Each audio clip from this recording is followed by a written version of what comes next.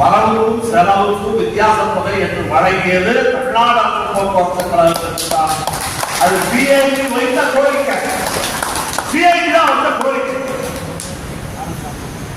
இந்த கோரிக்கை வைக்கும்போது ஒன்று சொன்னோம், இது பணியில் உள்ள தொழிலாளி மட்டுமல்ல, ஓய்வு பெற்ற தொழிலாளிக்குமான கோரிக்கைன்னு சொன்னோம். ஏன் நான் ஓய்வு பெற்ற தொழிலாளர்களுடைய பிரச்சனைக்கு பின்னாடி வந்தேன். ஆனால் ஏன் அரசாங்கம் பென்ஷன் கொடுக்க முடியவில்லை, ஏன் டிஏ கொடுக்க முடியவில்லை, ட்ரஸ்ட்ல காசு இல்ல, ட்ரஸ்டுக்கு காசு கொடுக்க வேண்டிய கார்பரேஷன்ல காசு இல்ல, இதனால ஓய்வு பெற்ற தொழிலாளர்களுடைய பிரச்சனை தீரமானது. என்றைக்கு கார்பரேஷனுக்கு முழுசா பணமும் அனைத்தா ரிட்டையர் ஆன தொழிலாளிக்கும் பிரச்சனை தீரும்.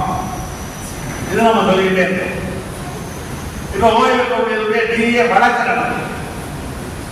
டிஏ வழக்கில் நீதிமன்றம் டிஏ கொடுக்க சொல்லிவிட்டது. நீதிமன்றம் 2023ஆம் ஆண்டே தீர்ப்பு சொன்னாலும் கூட 2025 மார்ச் ஏப்ரல் மாதம் தான் ஒரு 60% அளவிற்கு கொடுக்க வேண்டிய டிஏவில் 60% அளவிற்கு டிஏவை கொடுத்தது. இன்னும் பேலன்ஸ் இந்த டிஏவை கொடுக்கிறதுக்கு நீதிமன்றத்திலே ஒரு அபிநவ் தாக்கல் பண்ணியிருக்கிறார்கள். பிரமாண பத்திரம்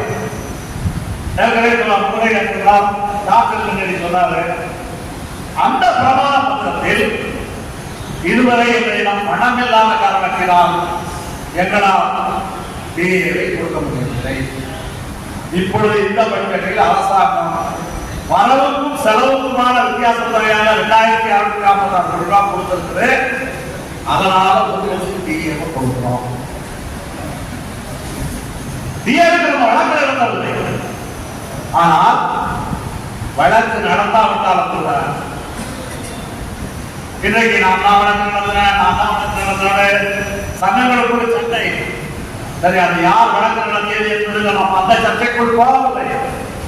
ஆனால் இந்த டிஏவை பெற்றுத் தருவதில் இந்த வரவுக்கும் செலவுக்குமான தொகை, போக்குவரத்து கழகத்திற்கு கிடைத்த தொகை முக்கியமான பாத்திரம் வகிக்கிறது. அதற்கு உறுதுணையாக அந்த கோரிக்கையினுடைய நாயகனாக இருந்த சிஐ, இந்த ஓய்வு பெற்ற அலுவலர்கள் சங்கம் அடிக்கடி ஒரு வீடியோ போடுறாங்க. அதுல ஒருத்தர் என்ன சொல்றாங்க, ஏன் டிஏ கொடுத்தாங்கன்னா பட்ஜெட்ல அவங்க கேஸ் ஜெயிச்சதுனாலதான். இந்த கேஸ் கோயம்புத்தூர்ல இருக்கக்கூடிய ஆபீசர்ஸ் யூனியனுடைய வழக்கு ஜெயித்ததினால்தான் அரசாங்கம் வரவுக்கு செலவுக்கான வித்தியாசம் இருக்கு. அப்படி சொல்றது யாரு?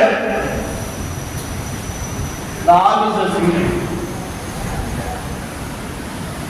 கடந்த 13 ஆண்டுகளாக நம்ம இந்த கோரிக்கை வைக்கும் போதுதான் இந்த ஆபீசர்லாம் வேலையில் தான் இருந்தாங்க. எந்த அதிகாரியும் இந்த கோரிக்கைக்கு பின்னாடி இல்லை.